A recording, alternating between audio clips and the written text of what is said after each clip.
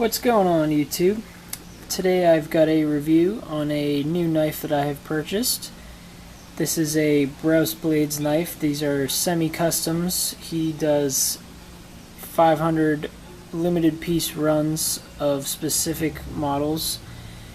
The model that I have gotten is the Acid-Stonewash VR-71. The product packaging that you get is an injection molded plastic padded case with a nice little lock in the front. Here you can see the padding and the included certificate of authenticity, as well as the knife. We're going to run through this real quick. There we go. So your certificate of authenticity will tell you this is a product. It is a limited one of 500 piece run. It includes Jason's signature as well as the date the blade was born on. And if you flip it over, it'll give you the model name, VR-71, serial number 131 of 500 in my case. The handle material is carbon fiber, D2 tool steel for the blade with a Rockwell of 59 to 61. That's pretty damn good. As well as a free lifetime of sharpening and refurbishing. That's priceless. Couldn't be happier with that. Anyways, let's get the case out of the way and we'll get into the knife real quick. So, this is the VR-71. This is one of Jason's newer models he introduced in 2014. This comes in a multiple color configuration. Mine, as I said earlier, this is the Acid-Stonewash finish. Comes with black pivot and black hardware, as well as a black pocket clip. The other finishes include satin, which is a satin blade, as well as satin finishing on the hardware and pivot, as well as the pocket clip. There's also a full blackout model, this Acid-Stonewash model, and then there's just a satin stonewash model. I went with this. I really like the black, but I also like the stonewash. The stonewash is a very nice, evenly textured, and it hides any blemishes that may appear on your blade extremely well. The carbon fiber that Jason is using is absolutely beautiful. This is 3D contoured carbon fiber. Catches the light extremely nice. Lightens the blade considerably. The overall weight of this blade is 6.3 ounces, not including a lanyard, of course, which is pretty. It's heavy. This is a 9-inch, almost a 9-inch knife. Is 8 3/4 inches long when it's opened. Closed length is 5 inches. The blade itself is 4 inches, so it's pretty good size. I have medium-sized hands, just as a size reference. It's not too big. It feels, when you look at it, it looks big, but in the hand, it's actually extremely comfortable. The blade he's done has a beautiful, I believe this is a 12-inch hollow grind. The stone washing brings out all of the lines on that very nicely. The top swedge, very nicely done. It comes to a beautiful point. Makes this knife perfect for penetration as well as slicing. The edge is pretty close to almost a mirror polish. He hand sharpens all of these. If you look extremely closely, there are some very, very small grind marks still left on it. But the edge itself is absolutely burr-free.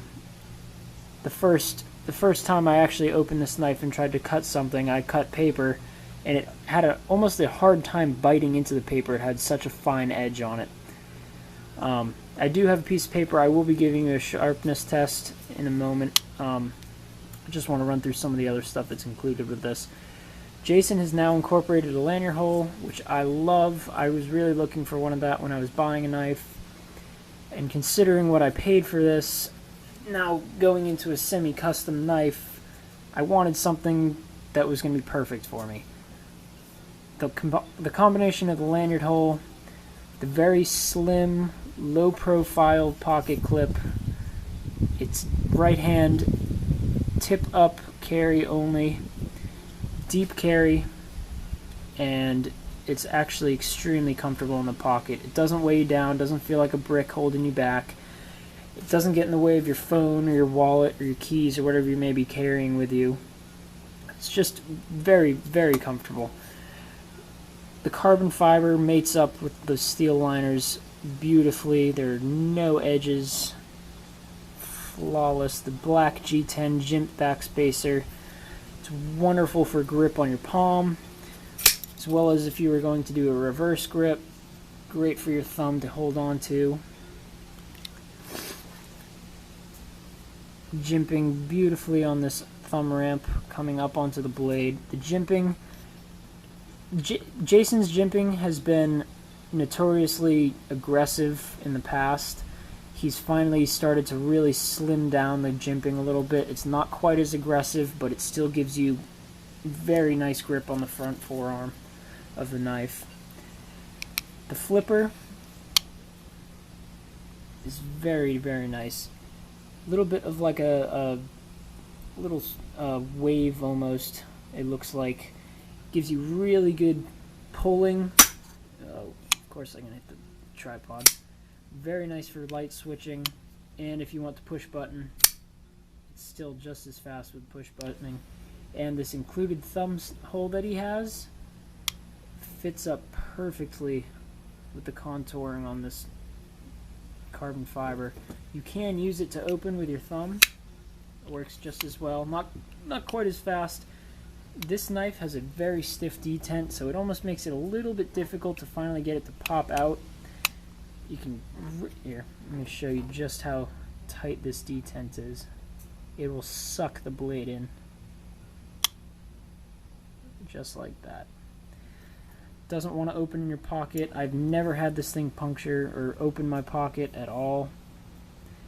Excuse me, open in my pocket. The centering on this knife is perfect when you get it out of the box. Like I said, the sharpness, the tightness, the lockup. This thing has like a 10% lockup. You can see the detent ball inside, but very, very early lockup. Extremely tight, no wiggle. If you look closely inside, you might be able to see the ball bearings inside. There are dual ball bearings. Let's see if we can get like that. You might be able to show them. Let me see if I can do this behind a piece of paper. It might show it a little better. There we go. Very nice ball bearings inside. These are Jason Brous's proprietary bearing system. Absolutely butter. I've been using zero friction lubricant. This is primarily used for firearms, but it is also for tools and knives. I put a drop on either bearing, and it has helped this knife break in very nicely. The blade closes with a slight wiggle. I have had it close a couple times on its own now that it has broken in. It's just super, super, super smooth. Inside, the stainless steel liners are heavily skeletonized. Let me see if I can get this one to show a little better. There we go. The carbon inside, you can see, it's beautifully polished out on the inside. This is a liner lock. There's slight jimping on this liner, which gives really good grip on the inside when you want to close it and open it. Just the fit and finish of this knife is absolutely stunning. Let's see if I can get this detent for you guys to hear.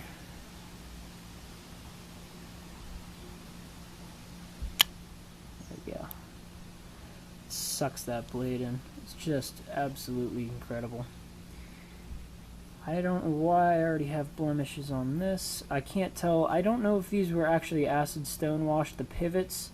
I believe that it's just black coat. Well, maybe it is. I don't know. I take it back. Could be. But very, very nice. Absolutely well thought out. There's no way you're going to ever catch your finger on the blade on the inside, having it in your hand, anything like that. You can see mine is starting to finally break in on the lock face. Got a little bit of extra lube hanging around inside there. But anyways, let me give you a quick sharpness test just to show you. This is just standard copy paper. Move this up just a little bit.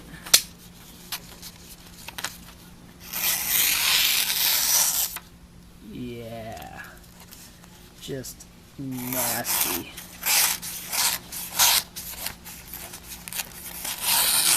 Come on. I hate getting to the edge of paper like this. Got another corner for you.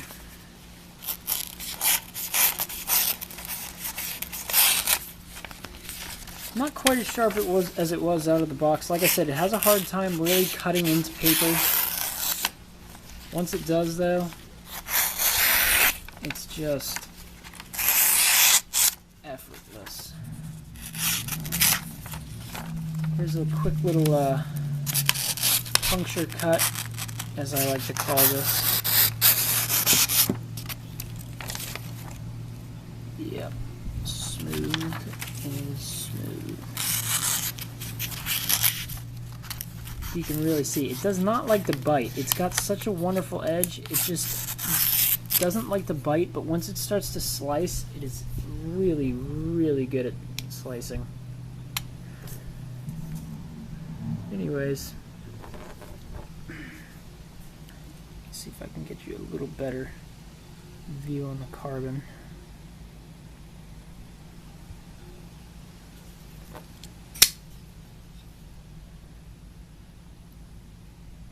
Beautiful pocket clip.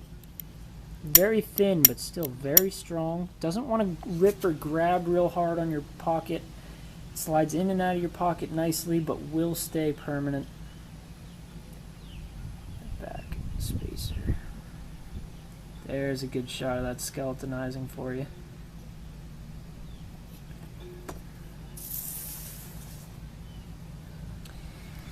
Yeah, well anyways, I just thought I'd like to share what I've finally got, my first impressions, my long impressions. It's been about, like I said, 2 weeks now that I've had this knife. It's broken in finally. It's just super smooth. This is just a casual flip, if I may. Casual, a little harder, super fast. I mean, I think it's a little bit faster doing the light switch flicking method, but if you push button, it's still pretty damn fast. Absolutely no play. That lock, well, I don't want to call it a lock bar. I'm still learning a little bit of terminology. Like I said, this is my first real nice knife. I've had a couple of other very lower mid-grade knives, but I finally sprung for a nice one. You can find these at Jason Brous's website. I don't know if they are still available. BrousBlades.com. They're also on BladeHQ.com. Mine was personally bought from an eBay seller. His vendor name is Blades We Love. Came very quickly. I paid about $398, right about $400. I believe these sold for $429 when they were brand new. Got mine a little cheaper, but very nice craftsmanship. I'm just hoping I can use this for quite a long time and hopefully have it hold its value, being that it's a limited run and a semi-custom from such a high quality knife maker.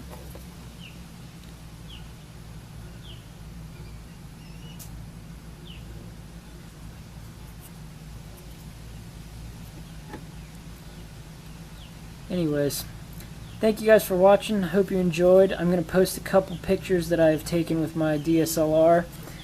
The first picture you'll see is of my knife. It's actually sitting pretty much in this, well, take it back. It was in this position, but it was laying on a wood stump, and it actually came out very nice. There are 3 other pictures that are included with it. Hope you guys enjoy. Please comment, like, subscribe, whatever you wish. Anyways, take it easy, guys. Fail. Yeah. Thumbs up.